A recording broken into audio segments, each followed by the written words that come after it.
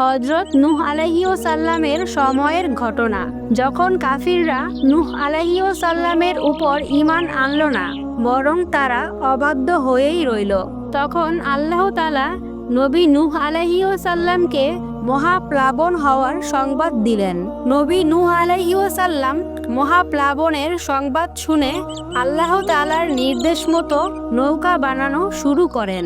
এই সময় নূহ আলাইহিসসালামের অনুগামী এক বৃদ্ধা নারী এসে উনাকে জিজ্ঞেস করেন, হে আল্লাহর নবী, আপনি এত বড় এই বিরাটাকার নৌকা কি জন্য নির্মাণ করছেন? নূহ আলাইহিসসালাম বললেন, হে বোন, আমি আল্লাহ তাআলার কাছ থেকে খবর পেয়েছি কাফিরদেরকে ধ্বংস করার জন্য আল্লাহ তাআলা খুব শীঘ্রই মহাপ্লাবন দিবেন। তিনি আমাকে ও আমার উম্মতগণকে এবং অন্যান্য জীবজন্তু, গাছপালা, পশু পাখিকে রক্ষা করার জন্য এই নৌকা নির্মাণ করতে আদেশ দিয়েছেন। আল্লাহ তাআলার আদেশ অনুযায়ী আমি এই নৌকা নির্মাণ করছি। প্লাবনের সময় দুনিয়ার সমস্ত জীবজন্তু, গাছপালা, পশু পাখি এবং আমার উম্মতগণ এই নৌকায় চড়ে জীবন বাঁচাবে। আমার নৌকাতে কোনো কাফির লোক আরোহণ করতে পারবে না। নৌকায় চড়ার শর্ত হলো আল্লাহর প্রতি ঈমান আনা এবং আমাকে সত্য নবী রূপে স্বীকার করা। বৃদ্ধা নারী নূহ আলাইহিসসালামের পবিত্র জবানে এই কথা শোনার পরে বললেন, হে আল্লাহর নবী, সেই মহাপ্লাবনের সময় আমি কি এই নৌকাতে চড়তে পারবো? নূহ আলাইহিসসালাম বললেন, আল্লাহ তাআলা যখন আমাকে প্লাবনের সঠিক তারিখ বলবেন, তখনই আমি প্লাবন হওয়ার দিন সম্পর্কে জানতে পারবো। তখন আপনি অবশ্যই নৌকাতে প্রবেশ করতে পারবেন। আল্লাহ তাআলা যখন আমাদেরকে নৌকাতে চড়ার আদেশ দিবেন, তখনই আমরা নৌকাতে চড়ব। অতএব আল্লাহ তাআলার নির্দেশ পাওয়ার পরে আমি আপনার বাড়িতে গিয়ে আপনাকে নিয়ে আসব। নবীজির সকল কথা শুনে বৃদ্ধা মহিলা সেখান থেকে চলে গেলেন। বৃদ্ধা মহিলাটির বাড়ি ছিল শহর থেকে কিছু দূরে। দিন পেরিয়ে রাত এবং রাত পেরিয়ে দিন হলো। প্লাবন হওয়ার সময় চলে এলো।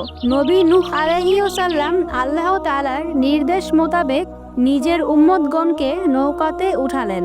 জীবজন্তু, গাছপালা ও পশু পাখি একজোড়া করে নৌকাতে উঠানোর কাজে ব্যস্ত হয়ে রইলেন। নূহ আলাইহিসসালামের বৃদ্ধা মহিলার কথা আদৌ স্মরণ হলো না। বৃদ্ধা মহিলাকে দেওয়া ওয়াদার কথা তিনি ভুলে গেলেন। এদিকে আল্লাহ তাআলার আযাব ভয়ঙ্কর বিভীষিকাময় রূপ নিয়ে মহাপ্লাবনের আকারে আরম্ভ হয়ে গেল। বৃদ্ধা মহিলাটি নবীর কথা অনুযায়ী অপেক্ষা করতে লাগলেন এবং আল্লাহ তাআলার জিকিরে মশগুল হয়ে গেলেন। প্লাবনে সকল কাফির দল ধ্বংস হয়ে গেল। সমস্ত শহর ধুয়ে মুছে পরিষ্কার হলো। কোথাও বাড়ি ঘর বা লোকালয়ের নাম নিশানাও রইল না। প্রবল তুফানের স্রোতে শিরক ও নাপাকি সহ সকল কুটিলতা ভেসে গেল। প্লাবন থেমে গেলে নূহ আলাইহিসসালাম তার উম্মত সহ নৌকা থেকে যাবতীয় মালামাল মাটিতে নামালেন। নূহ আলাইহিসসালাম নতুন ঘরবাড়ি নির্মাণ ও কৃষিকাজে ব্যস্ত হয়ে গেলেন।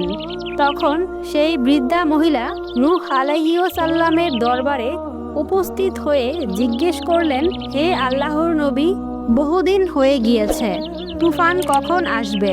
কিছুই সংবাদ পেলাম না। তুফানের খবর আমাকে জানাবেন। নূহ আলাইহিসসালাম লজ্জিত হয়ে উত্তর দিলেন, হে বোন, আল্লাহর নামে শপথ করে বলছি, আমি আপনাকে দেওয়া প্রতিশ্রুতি ভুলেই গিয়েছিলাম। তুফান এসে তো চলে গিয়েছে। এই তো দেখছেন, কাফির দলকে আল্লাহ তাআলা ধ্বংস করে নিশ্চিহ্ন করে দিয়েছেন।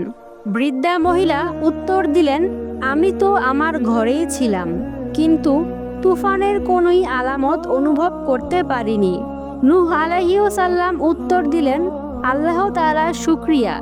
আল্লাহ তাআলা তার নবীর ওয়াদা রক্ষণাবেক্ষণ করার ব্যবস্থা করেছেন।